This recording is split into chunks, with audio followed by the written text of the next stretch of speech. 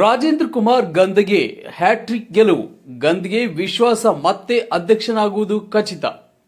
ರಾಜ್ಯ ಸರ್ಕಾರಿ ನೌಕರ ಸಂಘದ ಜಿಲ್ಲಾ ಘಟಕದ ಅಧ್ಯಕ್ಷರಾಗಿ ಸತತ 3ನೇ ಬಾರಿಗೆ ಆಯ್ಕೆಯಾಗುವುದು ಖಚಿತ ಎಂದು ಸಂಘದ ಜಿಲ್ಲಾ ಘಟಕದ ಹಾಲಿ ಅಧ್ಯಕ್ಷ ರಾಜೇಂದ್ರ ಕುಮಾರ್ ಗಂದಗೆ ವಿಶ್ವಾಸ ವ್ಯಕ್ತಪಡಿಸಿದ್ದಾರೆ. ಡಿಸೆಂಬರ್ 4ರಂದು ಜಿಲ್ಲಾ ಘಟಕದ ಅಧ್ಯಕ್ಷ ಸ್ಥಾನಕ್ಕೆ ಚುನಾವಣೆ ನಡೆಯಲಿದೆ. 66 ನಿರ್ದೇಶಕರು ಹಾಗೂ 6 ತಾಲೂಕಾ ಘಟಕಗಳ ಅಧ್ಯಕ್ಷರು ಸೇರಿ ಒಟ್ಟು 72 ಜನ ಮತ ಚಲಾಯಿಸಲಿದ್ದಾರೆ. ಇವರಲ್ಲಿ 42 ಮಂದಿ ಬೆಂಬಲ ತಮಗಿದೆ ಎಂದು ಹೇಳಿದ್ದಾರೆ. 2 ಅವಧಿಗೆ ಜಿಲ್ಲಾ ಘಟಕದ ಅಧ್ಯಕ್ಷನಾಗಿ ಉತ್ತಮ ಕೆಲಸ ಮಾಡಿದ್ದೇನೆ. ನೌಕರರ ಸಮಸ್ಯೆಗಳ ಪರಿಹಾರಕ್ಕೆ ಶಕ್ತಿ ಮೀರಿ ಪ್ರಯತ್ನಿಸಿದ್ದೇನೆ. ಇನ್ನೊಂದು ಅವಧಿಗೆ ಅಧ್ಯಕ್ಷನಾಗಿ ಮುಂದುವರಿಯಬೇಕೆಂಬ ಬಯಕೆ ನೌಕರರದ್ದಾಗಿದೆ. ಚುನಾವಣೆಯಲ್ಲಿ ಆಯ್ಕೆಯಾದವರು ತಮ್ಮ ಬೆನ್ನಿಗೆ ನಿಂತಿದ್ದಾರೆಂದು ತಿಳಿಸಿದ್ದಾರೆ.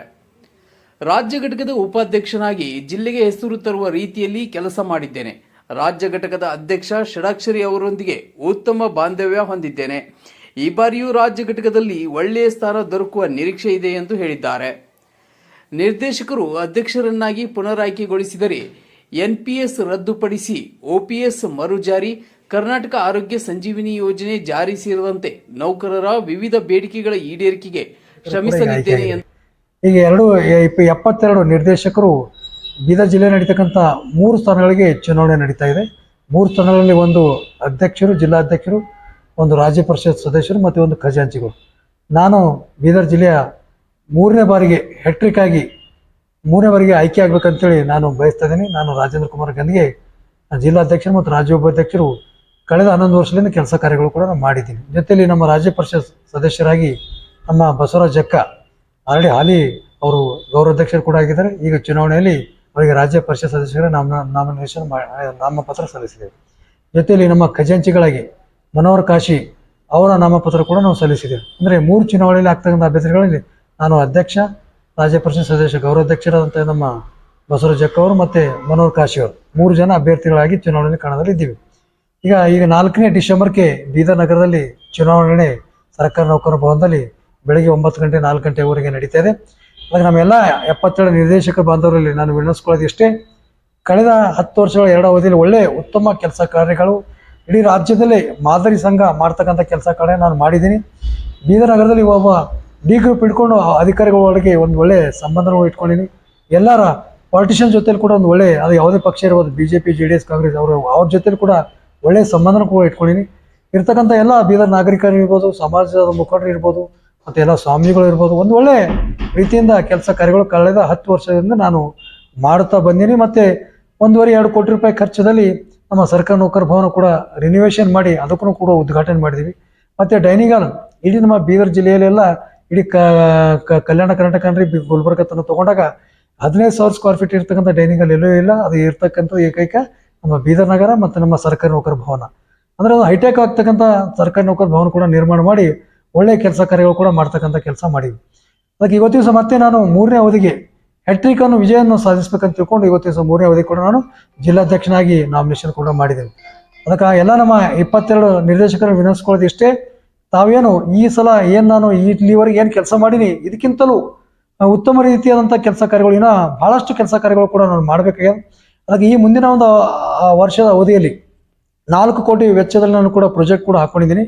ಅದಕ್ಕೆ ಇರ್ತಕ್ಕಂಥ ಏನು ಡೈನಿಂಗ್ ಹಾಲ್ ಇರ್ಬೋದು, ಮೇನ್ ಹಾಲ್ ಇರ್ಬೋದು, ಎರಡಕ್ಕೂ ಕೂಡ ಏರ್ ಕಂಡೀಷನ್ ಮಾಡ್ಬೇಕಂತೇಳಿ ನನ್ನ ಒಂದು ಕನಸಿದೆ. ಮತ್ತು ಫ್ರಂಟ್ ಎಲೆಕ್ಷನ್ ಆಗ್ಬೇಕಂತೇಳಿ ಕೂಡ ಕನಸಿದೆ. ಜೊತೆಲಿ 10 ಕೋಣೆಗಳನ್ನು ಕೂಡ ಸೂಟ್ ರೂಮ್ ಮಾಡ್ಬೇಕಂತೇಳಿ ಕೂಡ ಮಾಡ್ತಕ್ಕಂಥ ಪ್ಲ್ಯಾನ್ ಮಾಡಿದ್ದೀವಿ. ಮತ್ತು 2 ಮೀಟಿಂಗ್ ಹಾಲ್ಗಳು ಈ ಬೀದರ್ ನಗರದ ಎಲ್ಲ ಅಸೋಸಿಯೇಷನ್ ಸೇರಿದರೆ 106 ಅಸೋಸಿಯೇಷನ್ಗಳಿದೆ ಬೀದರ್ ನಗರದಲ್ಲಿ ನಮ್ಮ ನೌಕರ ಸಂಪುಟ. ಅವರಿಗೆ ಕೂಡ ಒಂದು ಮೀಟಿಂಗ್ ಹಾಲ್, ಅವ್ರಿಗೆ ಉಚಿತವಾಗಿ ಮೀಟಿಂಗ್ ಹಾಲ್ ಕೂಡ ಭಾಷಣ ಮಾಡಲಿಕ್ಕೆ ಮೀಟಿಂಗ್ ಹಾಲ್ ಕೂಡ ಮಾಡ್ತೇವೆ, ಅದು ಪ್ಲ್ಯಾನ್ ಮಾಡಿದ್ವಿ. ಮತ್ತು ಓಪನ್ ಕಲ್ಯಾಣ ಮಂಟಪ ಇನ್ನೂ ಭಾಳಷ್ಟು ಜಾಗ ಇದೆ ನಮ್ಮ ಹತ್ರ. ಅದಕ್ಕೆ ಒಂದು ಓಪನ್ ಕಲ್ಯಾಣ ಮಂಟಪ ಸಾಯಂಕಾಲ ಯಾರು ಮದುವೆ ಮಾಡ್ಕೊ ಅವ್ರಿಗೆ ಕೂಡ ಮಾಡ್ತಕ್ಕಂಥ ಕೆಲಸ ಕೂಡ ನಾವು ಮಾಡ್ಬೇಕಂತ ಪ್ಲ್ಯಾನ್ ಮಾಡ್ಕೊಂಡಿವಿ. ಅದಕ್ಕೆ ಮುಂದಿನ ಯೋಜನೆ ಕೂಡ ನಾನು ಒಳ್ಳೆ ರೀತಿಯಿಂದ ಇಲ್ಲಿವರೆಗೆ ಸರ್ಕಾರಿ ನೌಕರ ಭವನಕ್ಕೆ ಒಂದು ಒಳ್ಳೆ ಹೈಟೆಕ್ ಲುಕ್ ಕೊಡ್ತಕ್ಕಂಥ ಕೆಲಸ ಮಾಡೀನಿ. ಮತ್ತು ಬೀದರ್ ಎಲ್ಲೇ ಎಂತೆಂಥ ಸಮಸ್ಯೆಗಳು ಬಂದಾಗ ನೌಕರಸ್ಥರು ಇರ್ಬೋದು, ನೌಕರ್ಸ್ ಮೇಲೆ ಹಲ್ಲೆ ಆದಾಗ ಕೂಡ ಅದಕ್ಕೆ ಪ್ರೊಟೆಸ್ಟ್ ಮಾಡ್ತಕ್ಕಂಥದ್ದು ಇರ್ಬೋದು, ಯಾವುದೇ ಒಂದು ಪ್ರಮೋಷನ್ಸ್ ಇರ್ಬೋದು, ಟ್ರಾನ್ಸ್ಫರ್ಸ್ ಇರ್ಬೋದು, ಎಲ್ಲ ಕ್ಷೇತ್ರದಲ್ಲಿ ಕೂಡ ಎಲ್ಲ ಕೆಲಸ ಕಾರ್ಯಗಳು ಕೂಡ ನಾನು ಮಾಡಿದ್ದೀನಿ. ಅದಕ್ಕೆ ಈ ಸಲ ಕೂಡ ನನಗೆ ಅವಕಾಶ ಇದೆ. ರಾಜ್ಯದಲ್ಲಿ ಆಲ್ರೆಡಿ ರಾಜ್ಯದ ಉಪಾಧ್ಯಕ್ಷನಾಗಿ ಕೂಡ ನಾನು ಕೆಲಸ ಮಾಡಿದ್ದೀನಿ. ರಾಜ್ಯಾಧ್ಯಕ್ಷ ಷಡಕ್ಷರಿ ಅವರ ಒಂದು ಕೈ ಬಲಪಡಿಸಲಿಕ್ಕೆ ಮತ್ತು ಅವರ ಒಂದು ಆಶೀರ್ವಾದದಿಂದ ನಾನು ಇಲ್ಲಿ ಕೂಡ ಅಧ್ಯಕ್ಷನಾಗಿ ಕೆಲಸ ಮಾಡ್ತೇನೆ. ಅದಕ್ಕೆ ಈ ಸಲ ಬೀದರ್ ನಗರ ಇರ್ತಕ್ಕಂಥ ಎಲ್ಲ ಮತದಾರರು 72 ಜನ ನಿರ್ದೇಶಕರು ವಿನಂತಿಸ್ಕೊಳ್ತಾ ಇದ್ದೀನಿ. ಒಳ್ಳೆಯವರಿಗೆ ಅವಕಾಶ ಕೊಟ್ಟರೆ ಒಳ್ಳೆ ಕೆಲಸ ಕಾರ್ಯಗಳು ಕೂಡ ಆಗ್ಲಿಕ್ಕೆ ಸಾಧ್ಯ ಇದೆ. ಅದಕ್ಕೆ ನಾನು ಇಲ್ಲಿವರೆಗೆ ನಾನು ಹೇಳ್ತಕ್ಕಂಥ ಮಾಡಿ ತೋರಿಸಿನಿ, ಮತ್ತು ಮುಂದಿನ ಕೂಡ ನಾನು ಮಾಡಿಸ್ತೋರ್ತಕ್ಕಂಥ ಕೆಲಸ 101% ನಾನು ಮಾಡ್ತೀನಿ.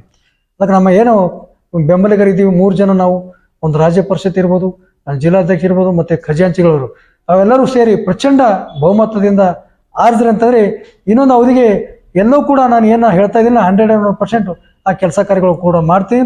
ಮತ್ತೆ ಈ ಸಲ ನೀವೆಲ್ಲರೂ ಅವಕಾಶ ಕೊಟ್ರೆ ಅಂದ್ರೆ ರಾಜ್ಯದಲ್ಲಿ ಕೂಡ ನನಗೆ ಒಂದು ಒಳ್ಳೆ ದೊಡ್ಡ ಹುದ್ದೆ ಕೂಡ ಸಿಗ್ಲಿಕ್ಕೆ ಅವಕಾಶ ಇದೆ. ನಾನು ಶಿಕ್ಷಣ ಇಲಾಖೆಯಿಂದ ಅವಿರೋಧವಾಗಿ ನಿರ್ದೇಶಕನಾಗಿ ಆಯ್ಕೆಯಾಗಿದ್ದೇನೆ. ಬರುವ 4ನೇ ತಾರೀಕು ನಡೆಯುವ ಜಿಲ್ಲಾ ಪದಾಧಿಕಾರಿಗಳ ಚುನಾವಣೆಯಲ್ಲಿ ರಾಜ್ಯ ಪರಿಷತ್ ಸದಸ್ಯನಾಗಿ ಅಭ್ಯರ್ಥಿಯಾಗಿ ಆಕಾಂಕ್ಷಿಯಾಗಿದ್ದೇನೆ. ಎಲ್ಲ ಸದಸ್ಯರು, ಎಲ್ಲ ಇಲಾಖೆಯ ನಿರ್ದೇಶಕರು ಬಹುಮತದಿಂದ ಆಯ್ಕೆ ಮಾಡಲು ಎಲ್ಲರಲ್ಲಿ ವಿನಂತಿಸಿಕೊಳ್ಳುತ್ತೇನೆ. ಧನ್ಯವಾದ. ಬಸವರಾಜ್ ಜಕ್ಕ. ನಾನು ಮನೋಹರ್ ಕಾಶಿ ಅಂತ. ನಾನು ಈ ಒಂದು ಕಳೆದ ಚುನಾವಣೆಯಲ್ಲಿ ಜಿಲ್ಲಾ ಒಂದು ಸಂಘದ ವತಿಯಿಂದ ಪ್ರಾಥಮಿಕ ವಿಭಾಗದಿಂದ ನಾನು ಆಯ್ಕೆಯಾಗಿದ್ದೇನೆ. ಆದ್ದರಿಂದ ಬರ್ತಕ್ಕಂಥ ಡಿಸೆಂಬರ್ 4 ತಾರೀಕಿಗೆ ನಮ್ಮ ಒಂದು ಜಿಲ್ಲೆಯ ಖಜಾಂಚಿಯ ಒಂದು ಚುನಾವಣೆ ಇದೆ. ದಯಮಾಡಿ ತಮ್ಮೆಲ್ಲರನ್ನು ಕಳಕಳಿ ಮನವಿ ಮಾಡಿಕೊಳ್ಳೋದಂದ್ರೆ, ಗೆದ್ದಿರ್ತಕ್ಕಂಥ ನಿರ್ದೇಶಕರು 72 ನಿರ್ದೇಶಕರು ನನಗೆ ತಮ್ಮ ಅಮೂಲ್ಯವಾದ ಮತವನ್ನು ಹಾಕಿ ಪ್ರಚಂಡ ಬಹುಮತದಿಂದ ನಮ್ಮನ್ನು ಆಯ್ಕೆ ಮಾಡಬೇಕಾಗಿ ತಮ್ಮಲ್ಲಿಂದ ಕಳಕಳಿಯಿಂದ ಮನವಿ ಮಾಡಿಕೊಳ್ತೀನಿ. ನಾನು ಶ್ರೀ ಮನೋಹರ್ ಕಾಶಿ, ಖಜಾಂಚಿ ಅಭ್ಯರ್ಥಿ. Thank you.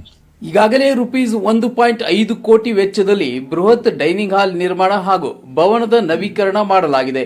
ಬರುವ ದಿನಗಳಲ್ಲಿ ₹4 ಕೋಟಿ ವೆಚ್ಚದಲ್ಲಿ ಭವನದಲ್ಲಿ ಹವಾನಿಯಂತ್ರಣ ವ್ಯವಸ್ಥೆ, ಮುಂಭಾಗದಲ್ಲಿ ಎಲಿವೇಶನ್, 10 ಅತಿಥಿಗಳ ಕೋಣೆ, ಸಭಾಭವನ, ತೆರೆದ ಕಲ್ಯಾಣ ಮಂಟಪ ಮೊದಲಾದ ಅಭಿವೃದ್ಧಿ ಕಾಮಗಾರಿಗಳನ್ನು ಕೈಗೊಳ್ಳಲು ಯೋಜಿಸಲಾಗಿದೆ ಎಂದು ಹೇಳಿದ್ದಾರೆ.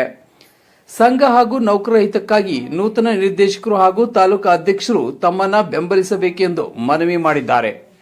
ರೋಹನ್ ಮನೋಹರ್, C9 ಕನ್ನಡ, ಬೀದರ್.